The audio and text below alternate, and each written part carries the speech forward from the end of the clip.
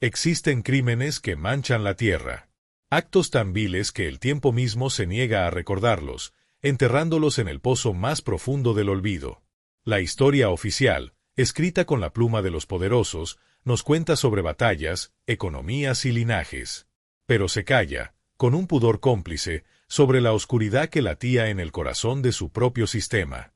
Se calla sobre los monstruos que caminaban a la luz del día, amparados por su apellido y su riqueza. Hoy no vamos a hablar de un monstruo de leyenda.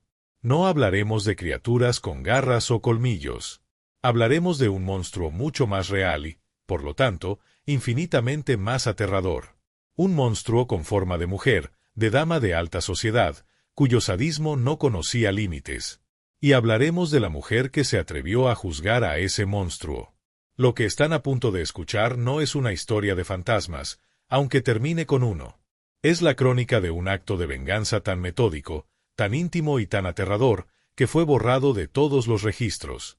Una historia susurrada en los barracones de los esclavos, transmitida como una oración oscura de madre a hija, para que el mundo nunca olvidara que hasta el alma más oprimida, cuando es llevada al límite absoluto, puede convertirse en el más implacable de los verdugos.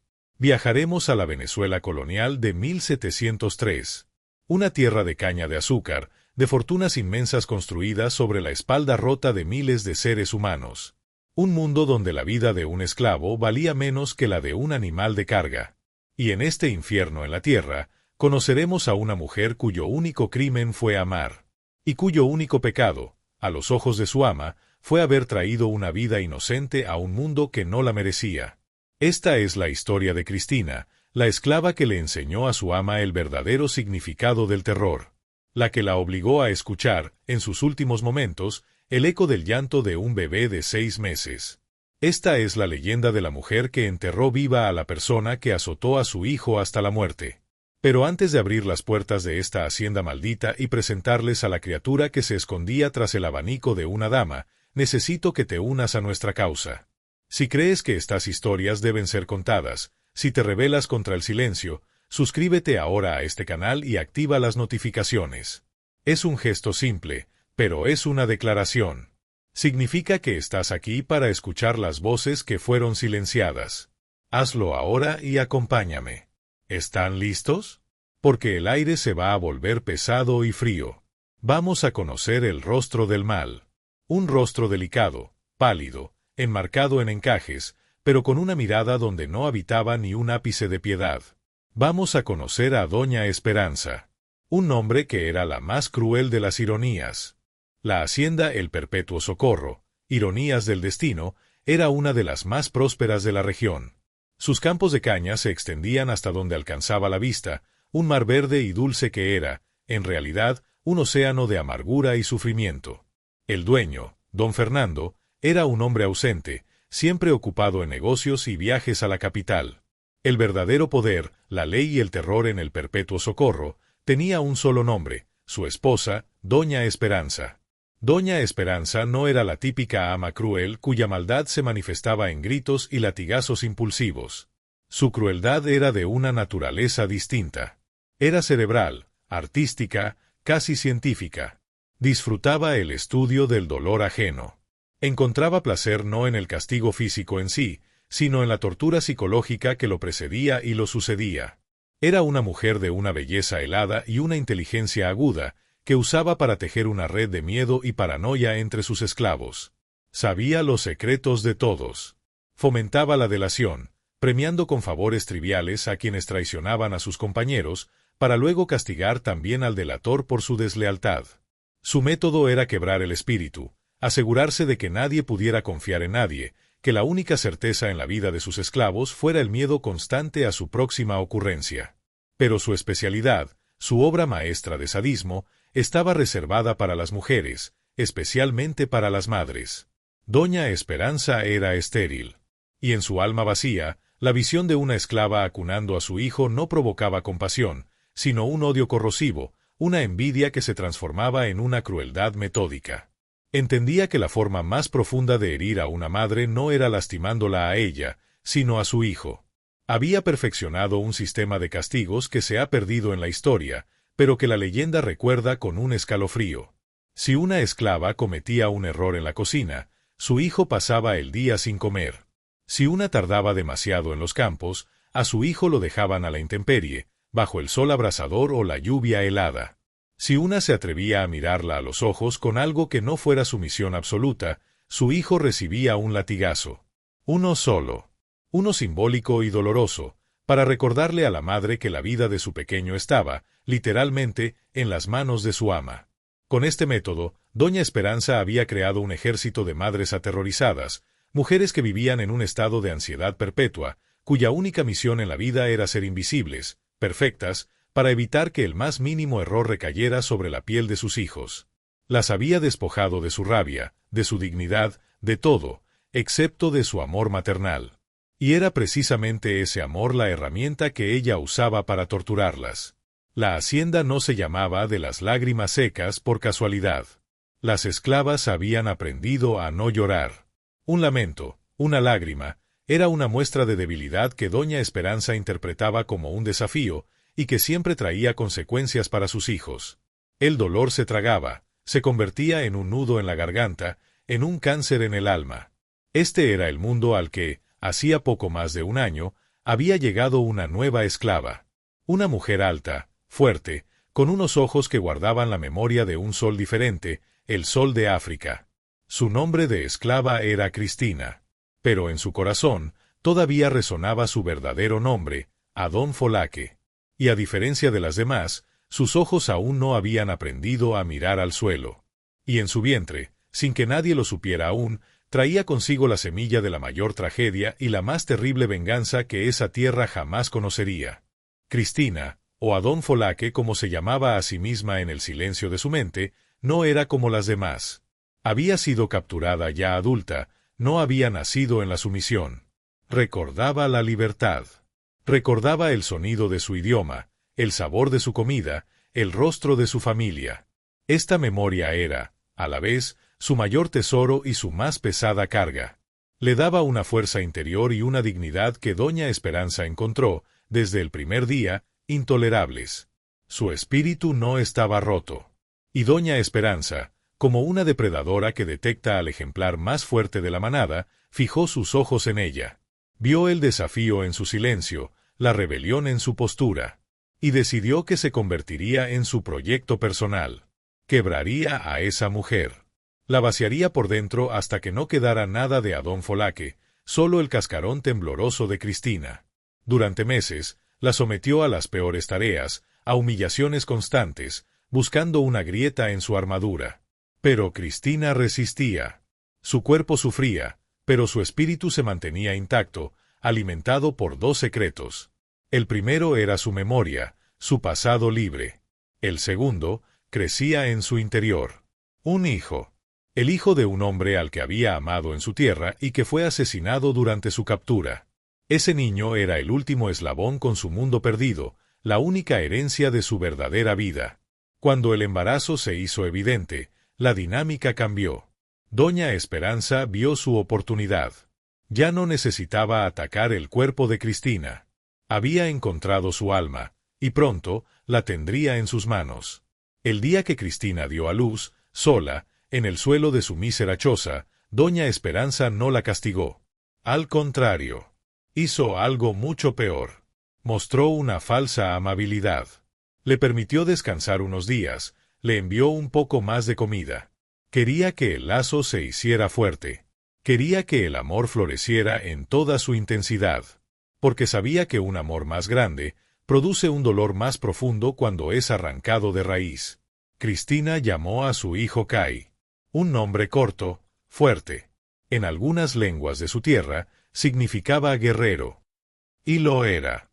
Era un pequeño guerrero que había sobrevivido al viaje infernal en el barco negrero dentro del vientre de su madre, que había nacido en un mundo diseñado para destruirlo, pero que sonreía y se aferraba a la vida con una fuerza asombrosa.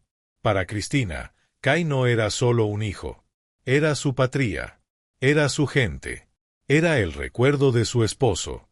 Era la prueba de que, a pesar de las cadenas y los látigos, ella todavía podía crear vida, podía amar. Era su acto de rebelión más puro. En sus pequeños ojos, Cristina no veía el reflejo de una esclava, sino la promesa de sus ancestros. Durante 6 meses, Cristina jugó el juego de Doña Esperanza. Se volvió la esclava más sumisa, la más eficiente. Aprendió a bajar la mirada, a anticipar cada uno de los caprichos de su ama. Todo para proteger a Kai. Cada sonrisa de su hijo era una victoria, cada noche que lo acunaba a salvo era un triunfo contra el monstruo que las gobernaba. Vivía en un estado de alerta constante, un terror sordo que se había convertido en el ritmo de su vida. Pero sabía que era una paz frágil. Veía la forma en que Doña Esperanza miraba a su hijo. No con odio, sino con una curiosidad fría, como un entomólogo mira a un insecto antes de clavarle un alfiler. Estaba esperando. Esperando el momento perfecto, el pretexto más trivial, para destruir el único universo que le quedaba a Adón Folaque. Y ese día, inevitablemente, llegó. No con un trueno, sino con el sonido de una gota de leche derramada. Fue una mañana como cualquier otra en el infierno. Cristina trabajaba en la cocina de la casa principal. Tenía a Kai a su lado, en una pequeña cesta en el suelo. El niño, de 6 meses, tenía hambre y lloraba suavemente. Con la agilidad de una madre que ha aprendido a hacer 10 cosas a la vez, Cristina preparaba el desayuno del amo y, al mismo tiempo, calentaba un poco de leche para su hijo. Doña Esperanza entró en la cocina en ese preciso instante. Su presencia, como siempre, congeló el aire. Observó la escena en silencio. Cristina, con los nervios a flor de piel, intentó apurarse. Y en su prisa, su codo tropezó con la pequeña jarra. Un hilo de leche se derramó sobre el suelo de piedra. No fue más que una mancha insignificante. En cualquier otro lugar del mundo, no habría tenido la menor importancia. Pero en la cocina de Doña Esperanza, fue el equivalente a una declaración de guerra. «Desperdicias la comida, Cristina», dijo Doña Esperanza con una voz suave y melosa, la voz que usaba cuando la crueldad estaba a punto de desatarse. «Y descuidas tu trabajo por atender a esa cosa». Cristina se heló. Sabía lo que venía. Se arrodilló, no para limpiar, sino para cubrir la cesta de su hijo con su propio cuerpo. «Fue un accidente, mi señora». «Por favor», susurró, la voz rota por el pánico. «Oh, sé que fue un accidente», continuó Doña Esperanza, caminando lentamente alrededor de ella. «Pero los accidentes deben enseñarnos una lección. Y tu lección, por lo que veo, es que este cachorro te distrae. Quizás si aprende a no llorar por hambre, tú aprendas a concentrarte en tus deberes». Y entonces, sucedió. Doña Esperanza no llamó a ningún capataz. Quería el placer para ella sola. Cogió un pequeño látigo de cuero que siempre colgaba cerca de la chimenea, uno que usaba para los perros. Apartó a Cristina de un empujón y, ante sus ojos, comenzó a azotar al bebé en la cesta. El primer grito de Kai fue un alfilerazo en el alma de Cristina. Intentó levantarse, abalanzarse sobre ella, pero 2 sirvientes, aterrorizados pero obedientes, la sujetaron por los brazos. La obligaron a mirar, a escuchar. Cada latigazo, cada grito de su hijo que se hacía más y más débil. Y el rostro de Doña Esperanza, sereno, concentrado, como un artista frente a su obra. No fueron muchos latigazos. No hicieron falta. La piel de un bebé de 6 meses es demasiado frágil. Pronto, los gritos cesaron. Y fueron reemplazados por un silencio antinatural, un silencio que era más ruidoso que cualquier grito. A mitad de este viaje al corazón de la oscuridad, quiero pedirte que te quedes conmigo. Lo que viene a continuación es difícil, pero es necesario. Si sientes que estas historias merecen ser escuchadas, suscríbete al canal. Es tu forma de honrar la memoria de aquellos cuyo sufrimiento fue silenciado. Continuemos. Cuando Doña Esperanza terminó, arrojó el látigo al suelo. Miró a Cristina, que ya no luchaba. Estaba quieta, con los ojos fijos en la cesta ensangrentada. Una extraña calma se había apoderado de ella. No lloraba. No gritaba. Simplemente miraba. «Recoge eso», ordenó Doña Esperanza, señalando la cesta con el pie. «Y que esto te sirva de lección». Se dio la vuelta y salió de la cocina, satisfecha, creyendo haber ganado. creyendo haber quebrado, finalmente, a la esclava rebelde. No podía estar más equivocada. No la había quebrado. La había transformado. En ese instante, en esa cocina, Adón Folaque, la madre, murió. Y en su lugar, nació algo nuevo. Algo antiguo, frío y paciente. Algo que ya no sentía dolor ni miedo. Solo sentía el peso de una promesa. La promesa de una justicia que no vendría del cielo, sino de sus propias manos. El alma de Cristina no se había roto. Se había afilado. Los días que siguieron fueron los más extraños que la hacienda El Perpetuo Socorro había conocido. Contra todo pronóstico, Cristina se convirtió en la esclava modelo. El fuego de sus ojos se había extinguido, reemplazado por una docilidad vacía. Realizaba sus tareas con una eficiencia mecánica, silenciosa, nunca levantando la vista del suelo. Enterró a su hijo en una tumba sin marcar, detrás de los barracones, y no derramó una sola lágrima. Doña Esperanza estaba eufórica. Se jactaba ante su marido y sus amigas de haber domado finalmente a la africana orgullosa. Veía la sumisión de Cristina como su mayor triunfo, la prueba definitiva de su poder. Se sentía segura, invencible. Y en su arrogancia, cometió el error que cometen todos los tiranos, subestimó el silencio de sus víctimas. No veía que la nueva docilidad de Cristina no era sumisión. Era camuflaje. Era la calma de una serpiente de cascabel que se queda perfectamente inmóvil antes de lanzar la mordida mortal. Porque por dentro, Cristina ya no era una persona. Era un plan.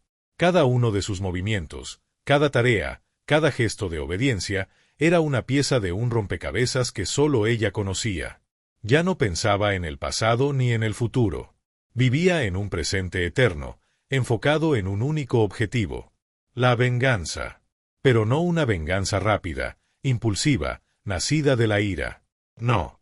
Eso sería demasiado fácil. Un regalo.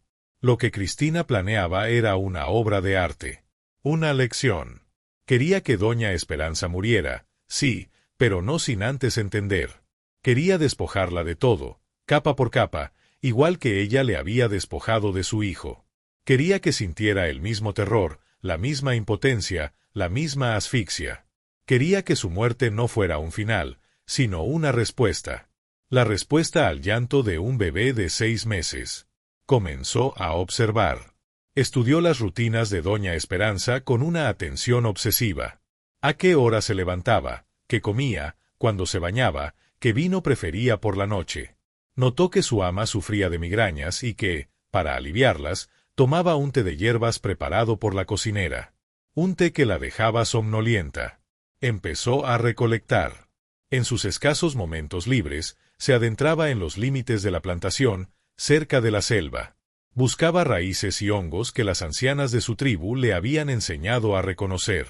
Plantas que no mataban, pero que podían sumir a una persona en un sueño profundo, casi comatoso. Las secaba y las pulverizaba, creando un polvo fino e inodoro. Y empezó a cavar. Lejos de la hacienda, en un claro oculto por la maleza, un lugar a donde nadie iba nunca, comenzó a cavar un hoyo. No trabajaba en él todos los días, para no levantar sospechas.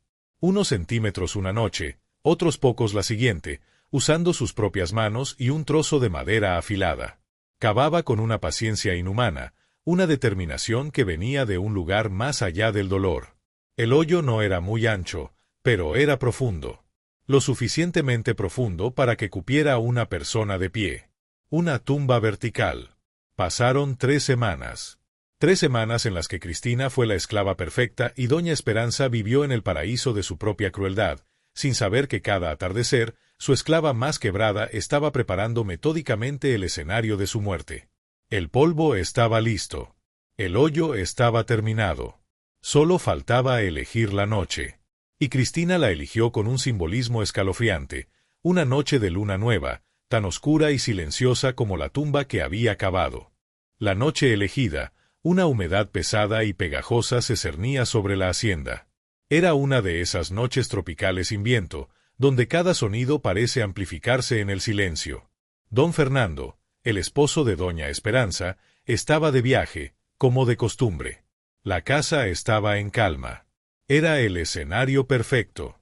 Esa tarde, doña Esperanza se quejó de una de sus habituales migrañas. Ordenó que le prepararan su té de hierbas y que se lo llevaran a su alcoba. Esta era la señal que Cristina había estado esperando durante 21 días. Con un pretexto cualquiera, se ofreció a llevarle ella misma la infusión. La cocinera, una anciana que había perdido a sus propios hijos por la crueldad de la ama, vio algo en la mirada de Cristina. Una determinación de acero que no había visto antes. No hizo preguntas. Simplemente asintió y le entregó la bandeja. En el corto trayecto desde la cocina hasta la alcoba, Cristina, con una mano que no temblaba, añadió el polvo inodoro a la taza de plata. Entró en la habitación. Doña Esperanza estaba recostada en su cama, rodeada de almohadones de seda. Ni siquiera la miró. Simplemente hizo un gesto para que dejara la bandeja en la mesita de noche. «Puedes retirarte», dijo con desdén. Cristina hizo una reverencia y salió de la habitación, cerrando la puerta tras de sí. Pero no se fue. Esperó en el pasillo, oculta en las sombras, escuchando. Pasaron los minutos. Escuchó el tintineo de la taza al ser dejada de nuevo en el plato. Luego, el silencio. Un silencio que se prolongó más y más. Con el corazón martilleándole en el pecho, no de miedo sino de anticipación, Cristina abrió la puerta con sumo cuidado y se asomó. Doña Esperanza estaba profundamente dormida, con la respiración lenta y pesada. El sedante había funcionado. Ahora comenzaba la parte más difícil. La mujer que había torturado a su hijo hasta la muerte estaba indefensa ante ella. La tentación de acabar con todo allí mismo, de asfixiarla con una almohada, debió de ser inmensa. Pero ese no era el plan. La muerte era el final del viaje, no el viaje en sí. Con una fuerza que nació de la pura voluntad, Cristina la levantó de la cama. Doña Esperanza era una mujer delgada, pero su cuerpo inconsciente era un peso muerto.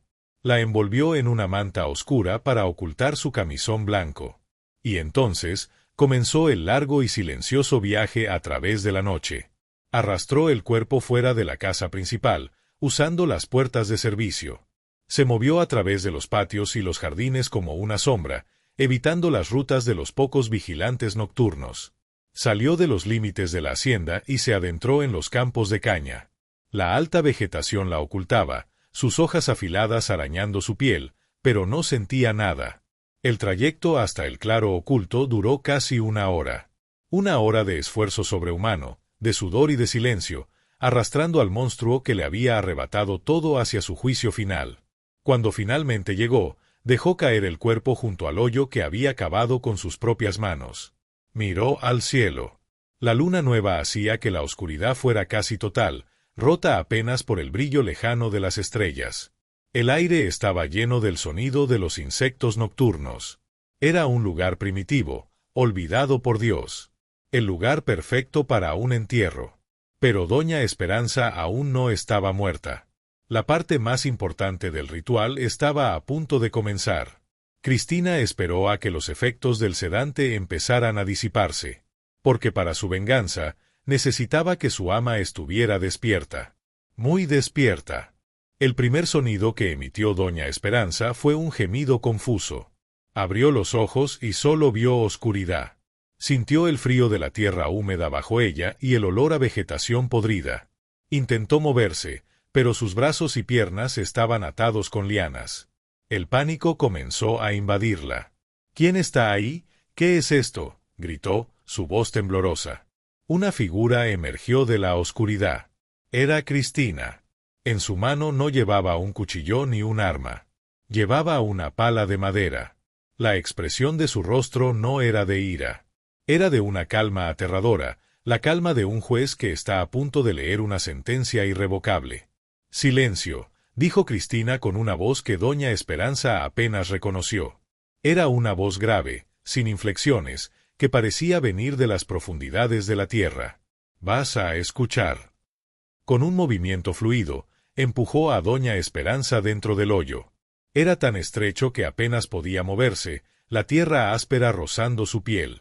La profundidad era tal que su cabeza apenas sobresalía del nivel del suelo. Estaba atrapada, inmovilizada, en una tumba vertical. El verdadero terror comenzó a apoderarse de ella. Cristina cogió la primera palada de tierra, y en lugar de lanzarla dentro, la dejó caer suavemente a los pies de su ama. Y entonces, comenzó a hablar. La primera vez que lloró, dijo Cristina, su voz resonando en el silencio de la noche, fue cuando sintió el primer latigazo, ¿lo recuerdas? Fue un llanto de sorpresa. No entendía el dolor. Tenía 6 meses. Lanzó la primera palada de tierra sobre los pies de Doña Esperanza. La tierra estaba fría. El segundo latigazo le enseñó lo que era el miedo. Continuó, cogiendo más tierra. Su llanto cambió. Ya no era de sorpresa. Era de pánico. Me miraba, buscando ayuda. Y tú me obligaste a mirar, ¿recuerdas? La segunda palada cubrió sus tobillos. El terror de Doña Esperanza se convirtió en súplicas. Cristina, por favor, te daré oro, te daré tu libertad, lo que quieras. Cristina la ignoró, como si no la hubiera oído. Su voz no flaqueaba. Con el tercer latigazo, su pequeño cuerpo se convulsionó. La piel se le abrió. ¿Sabes lo frágil que es la piel de un bebé? Es como el pétalo de una flor. Y tú la partiste. La tierra ahora le llegaba a las rodillas, pesada, inmovilizándola aún más. Siguió llorando, suplicando. Con cada golpe, su voz se hacía más débil. Un gemido, un susurro, hasta que ya casi no se oía. La tierra subía por sus muslos, fría y húmeda. Doña Esperanza empezó a gritar, una mezcla de terror y rabia impotente. Y entonces, dijo Cristina, deteniéndose por un momento y mirándola directamente a los ojos, llegó el último latigazo. Y después de ese, ya no hubo llanto. Solo silencio. El mismo silencio que hay aquí, ¿lo oyes? La tierra le llegaba ahora a la cintura. El peso comenzaba a dificultarle la respiración. No te voy a matar, Esperanza, susurró Cristina, inclinándose sobre el hoyo. Y fue el uso de su nombre, sin el doña, lo que finalmente le heló la sangre. Voy a hacer lo que tú me enseñaste. Te voy a dar una lección. Vas a sentir como la tierra te quita el aire, poco a poco. Vas a sentir el pánico de no poder respirar. Vas a morir escuchando el eco del llanto de mi hijo. Porque él está aquí, con nosotras. Y está esperando a que te calles para siempre. La última palada de tierra cayó sobre su cabeza. Y en la oscuridad de la selva venezolana, los gritos ahogados de una mujer fueron reemplazados por el sonido rítmico de la tierra siendo apisonada. Cuando el último grito se extinguió bajo la tierra, Cristina no se detuvo. Siguió trabajando, compactando el suelo, borrando cualquier evidencia de que la tierra había sido removida. Luego, cubrió el lugar con hojas y ramas secas, devolviéndole al claro su apariencia virgen e intacta. La tumba de Doña Esperanza era ahora invisible, un secreto que sólo la selva conocía. Regresó a la hacienda antes del amanecer. Se movió con el mismo sigilo fantasmal con el que se había ido. Entró en su choza, se lavó la tierra de su cuerpo y se puso su ropa de trabajo. Cuando sonó la campana que llamaba a los esclavos a los campos, ella fue una de las primeras en salir. Nadie notó nada diferente en ella. El vacío de sus ojos seguía allí. La máscara de sumisión estaba perfectamente colocada. La desaparición de Doña Esperanza no causó una alarma inmediata. Era una mujer caprichosa. Pensaron que quizás se había ido a caballo a visitar una hacienda vecina sin avisar. Pero cuando pasaron 2 días y no había noticias, el pánico comenzó a extenderse. Don Fernando regresó de su viaje y organizó partidas de búsqueda. Registraron cada rincón de la hacienda, cada campo de caña, cada sendero cercano. Interrogaron a los esclavos uno por uno. Los amenazaron, los golpearon. Pero nadie sabía nada. Y cuando interrogaban a Cristina, ella simplemente bajaba la cabeza y decía que la última vez que había visto a su ama fue cuando le llevó el té a su alcoba. Su actuación era impecable. Era la imagen misma de la esclava obediente y asustada. Nunca encontraron el cuerpo. Doña Esperanza de la Vega se desvaneció de la faz de la tierra. Sin su presencia tiránica, la hacienda El Perpetuo Socorro comenzó a decaer. Don Fernando, un hombre débil y sin el carácter de su esposa, no supo manejarla. Las deudas se acumularon, las cosechas se perdieron. La hacienda, antes próspera, se convirtió en un lugar decadente y melancólico, como si estuviera carcomida por el recuerdo de la crueldad que había albergado. Y Cristina, ¿qué fue de ella? La leyenda dice que no se quedó mucho tiempo. Una noche, pocas semanas después de su venganza, simplemente desapareció. No huyó. Simplemente se desvaneció. Una mañana, su choza estaba vacía. Algunos dijeron que se había adentrado en la selva para morir en paz. Otros, los más viejos, susurraban algo diferente. Decían que el espíritu de su hijo, Kai, había venido por ella para llevarla a la tierra de los ancestros. Pero la versión más poderosa, la que se convirtió en leyenda, es que Cristina no murió. Se convirtió en algo más. Se convirtió en un espíritu protector, un fantasma vengador que acechaba las plantaciones. Los otros esclavos la llamaban la Madre Vengadora. Decían que en las noches oscuras se la podía ver caminando por los límites de los campos, una sombra silenciosa que vigilaba a los amos crueles. Se contaba que si un capataz era demasiado sádico, o si un amo se atrevía a levantarle la mano a un niño esclavo, la Madre Vengadora vendría por él en la noche. Y al día siguiente, simplemente, habría desaparecido, tragado por la tierra. Su historia se convirtió en un faro de esperanza oscura. Una prueba de que la justicia, aunque no existiera en el mundo de los hombres, podía ser reclamada desde el mundo de las sombras. Se convirtió en el monstruo que asustaba a los monstruos. La madre que había perdido a su hijo se convirtió en la protectora de todos los hijos de los oprimidos.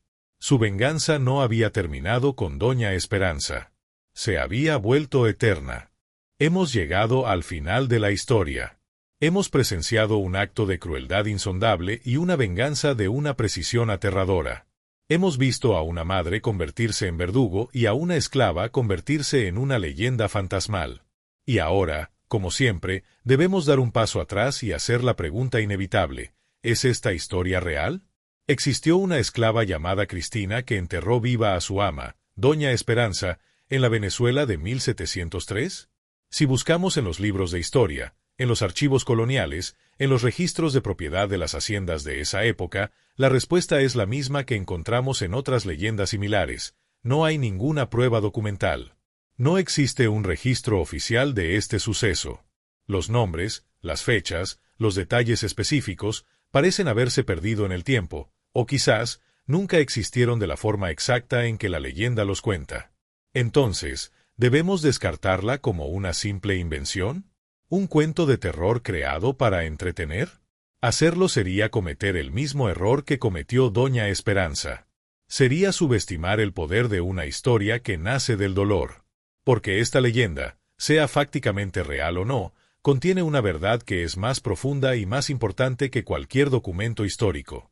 La verdad de la brutalidad sistemática de la esclavitud. La verdad de la deshumanización que sufrían millones de personas. La verdad innegable de que los amos torturaban y asesinaban a sus esclavos, incluyendo a niños inocentes, con total impunidad. La historia de Cristina no es la historia de una sola mujer. Es la historia de miles. Es la condensación de todo el dolor, toda la rabia y todo el deseo de justicia de un pueblo entero en una sola narrativa. Cada detalle, aunque ficticio, es un reflejo de una realidad. Doña Esperanza es el arquetipo del opresor sádico. Kai es el símbolo de la inocencia masacrada. Y Cristina es la encarnación de una fantasía. La fantasía de que, al menos una vez, solo una vez, el monstruo recibió exactamente lo que merecía. Las leyendas como esta no nacen para documentar el pasado. Nacen para sobrevivirlo. Son un mecanismo de defensa del alma humana. Son la forma en que los oprimidos pueden reclamar poder, aunque solo sea en el plano simbólico. Son la prueba de que se puede matar el cuerpo, pero no se puede matar la necesidad humana de justicia. La historia de Cristina no es real porque haya sucedido. Es real porque es verdadera. Es verdadera en la emoción que nos provoca, en la rabia que sentimos, en la sombría satisfacción de su final. Nos obliga a mirar a la cara la peor de las oscuridades humanas, pero también nos muestra la fuerza indomable del amor de una madre. La próxima vez que escuchen una historia que les parezca demasiado terrible o demasiado perfecta para ser verdad, recuerden a Cristina. Recuerden que, a veces, para contar las verdades más insoportables, necesitamos crear las leyendas más inolvidables. Gracias por haberme acompañado hasta el final de este oscuro relato. Si esta historia te ha impactado y crees que la memoria de estas voces debe ser preservada, tu suscripción a este canal es el mayor apoyo que puedes ofrecer. Comparte esta historia, para que el silencio nunca vuelva a ganar. Hasta la próxima vez, que la historia nos juzgue a todos.